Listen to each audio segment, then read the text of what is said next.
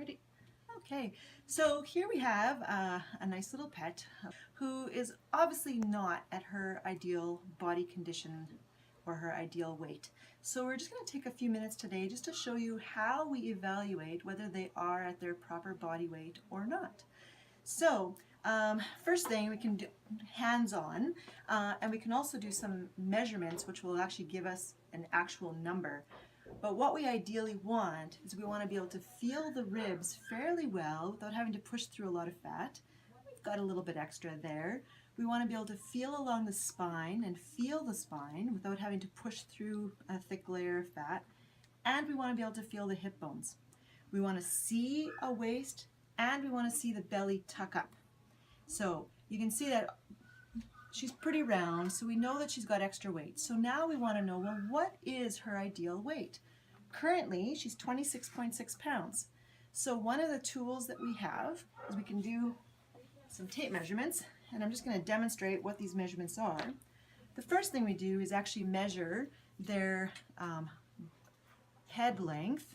So we measure here, and she is at 10 centimeters, so I'm just going to record that. And we're going to take a head circumference. And let's see where we're at here. And that is at 31. Then we're going to measure the length of her front leg.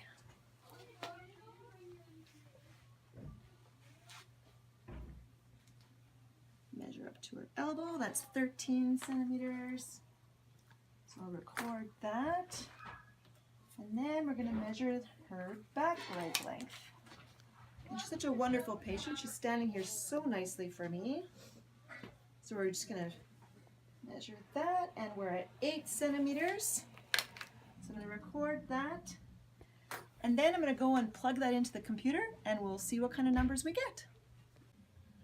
All right, so now that we have taken the measurements of our patient, I've plugged them into the computer program that we have, and it prints out this great little chart for us that shows what percentage body fat the dog is. And it put the dog between 45 and 55% body fat. It actually came out to 54.8%, which is significantly bigger than what we want it to be. We want it to be here in this ideal low risk zone. And you can see by the pictures how their body shape changes as they get heavier. And so this is where we want the dog to be, and this is where that dog is. And so the ideal weight, if you remember, the weight today was 26.6 pounds. It brings out that the ideal weight is 15 pounds. So this dog actually needs to lose 11 pounds. So we'll have to see if we can get it on a weight loss program.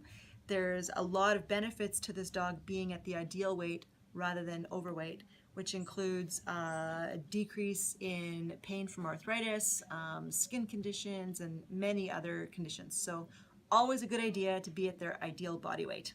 Thanks for joining us.